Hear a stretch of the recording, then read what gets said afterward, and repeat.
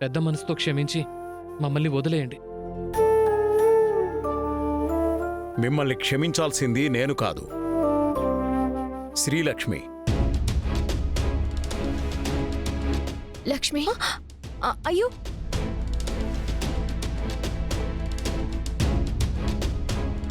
నీ విషయంలో నేను చాలా తప్పులు చేశాను. నీతో తప్పుగా బిహేవ్ చేశాను, తప్పుగా మాట్లాడాను.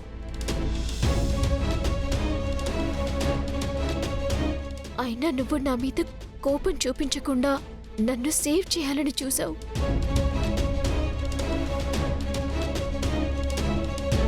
నిజంగా నువ్వు దేవత లాంటి అమ్మాయివి. నేనే నిన్ను తప్పుగా అర్థం చేసుకున్నాను. నన్ను క్షమించు లక్ష్మి. కావాలంటే ఈ కాలేజ్ నుంచి వెళ్ళిపోయి వేరే కాలేజ్లో చదువుకుంటాను. నన్ను మాత్రం క్షమించి వదిలే లక్ష్మి. సారీ లక్ష్మి గారు, మీ విషయంలో నేను కూడా చాలా ఫూలిష్గా బిహేవ్ చేశాను.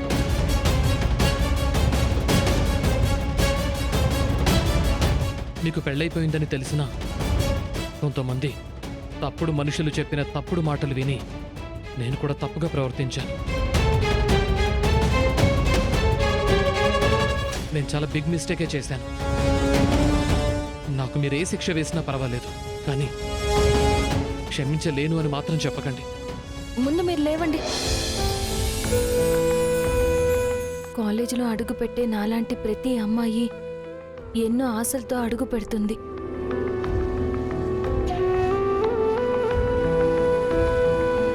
అలాంటి అమ్మాయికి మీరు సహాయం చెయ్యకపోయినా పర్వాలేదు, కానీ మీ ప్రవర్తనతో వాళ్ళ మనసుల్ని గాయపరచకుండా ఉంటే అంతే చాలు.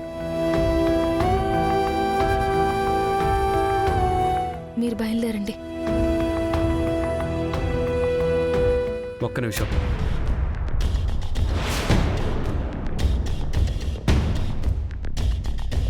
క్వశ్చన్ పేపర్ లీక్ చేసింది మీరు అనే క్లారిటీ వచ్చింది, కానీ ఆ పేపర్స్ని స్టూడెంట్స్కి షేర్ చేసింది ఎవరు?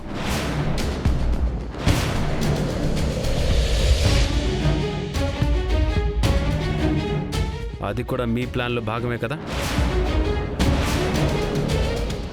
అది మధుబాబు, ఈ విషయం ఇంతటితో వదిలేయండి. అది కాదు లక్ష్మి. లక్ష్మియే వదిలేయమంటుంది కదా మ్యాడీ, ఇక వదిలేసే. వదిలే మధుసూదన్. అమ్మా శ్రీలక్ష్మి, ఇంటికెళ్దాం పదమ్మా. పదండి. పదక్క.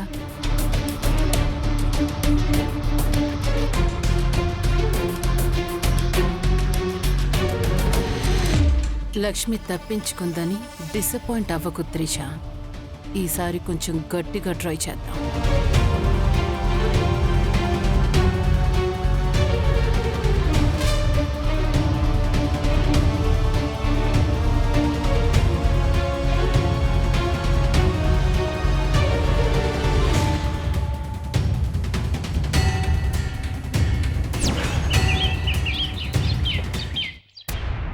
అమ్మా లక్ష్మి, వాళ్ళిద్దరి గురించి నువ్వు ఒకసారి ఆలోచించు.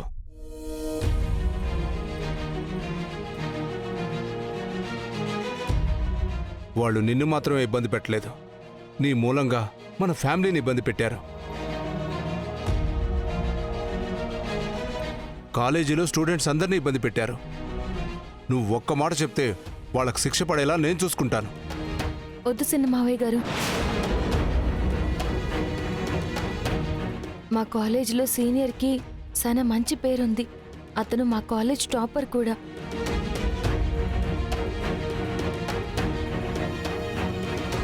ఈ సంవత్సరం అయిపోతే అతని చదువు కూడా పూర్తయిపోతుంది.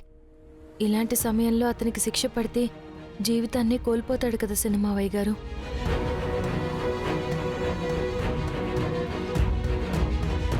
అతని గురించి కాకపోయినా అతని జీవితం గురించి కలలు కంటున్నా మీలాంటి అమ్మా నాన్నల గురించైనా ఆలోచించాలి కదా సినిమావయ్య గారు. శ్రీలక్ష్మి ఒక నిర్ణయం తీసుకుందంటే దాని ముందు వెనక 100 సార్లు ఆలోచించే నిర్ణయం తీసుకుంటుంది.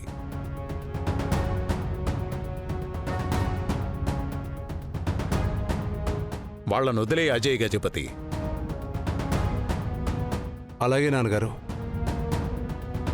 మధుసూదన్, ఒక ఆడపిల్ల అందర్నీ వదులుకొని నీ చెయ్యి పట్టుకొని వచ్చిందంటే తన్నెలా చూసుకోవాలో తెలుసా?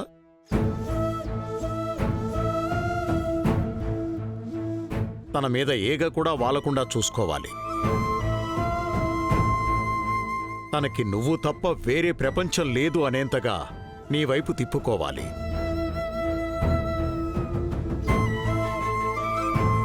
నువ్వు శ్రీలక్ష్మిని పెళ్లి చేసుకున్నా ఇంకో ఆడబిడ్డ నీ మీద మనసు పారేసుకుంటోందంటే కళాశాలలో నువ్వు శ్రీలక్ష్మి భార్యాభర్తల్లా నడుచుకోవట్లేదని అర్థమవుతోంది.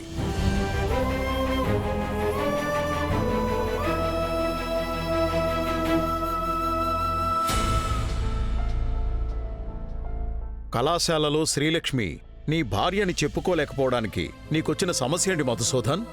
సమస్య లేదు తాతయ్య. నాకు అప్పుడే పెళ్ళైపోయిందని తెలిస్తే కాలేజీలో అందరూ నన్ను టీజ్ చేస్తారు. అది నాకు ఇబ్బందిగా ఉంటుంది. అందుకే కాలేజీలో ఎవరికీ తెలియకుండా ఉంటున్నా.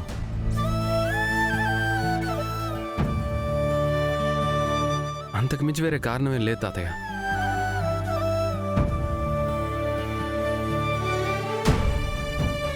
మీ పెళ్లి గురించి మీ కాలేజీలో తెలిస్తే నలుగురు ఏమనుకుంటారోనని నువ్వు ఆలోచించావు.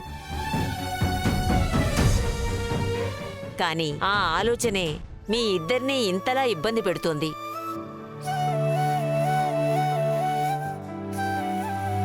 నీకు పెళ్ళయిందని తెలియకపోవడంతో నీ స్నేహితురాలు నీ మీద ప్రేమ పెంచుకుంది.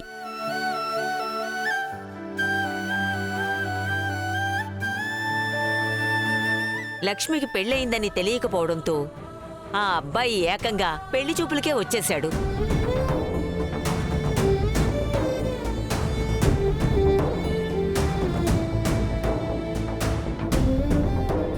అది చాలదన్నట్టు లక్ష్మిని నీకు దూరం చేస్తే వాళ్ళకేదో లాభం చేకూరుతున్నట్టు లక్ష్మి మీద పగబట్టి కూర్చున్నారు.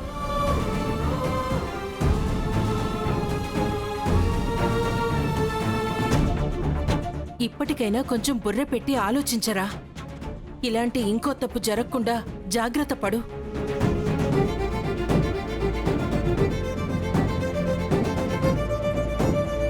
నీకు లక్ష్మికి పెళ్ళైన విషయం కాలేజ్లో ప్రతి ఒక్కరికి తెలిసేలా చెయ్యి.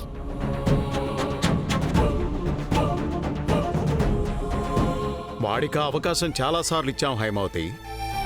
కానీ ఆ అవకాశాన్ని వాడు సద్వినియోగం చేసుకోలేదు.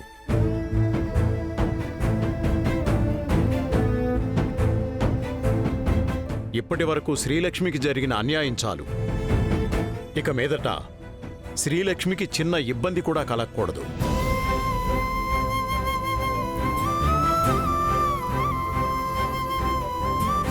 రేపు నేను కళాశాలకు వెళ్ళి ఆ విషయం చాలా గట్టిగా చెప్పొస్తాను.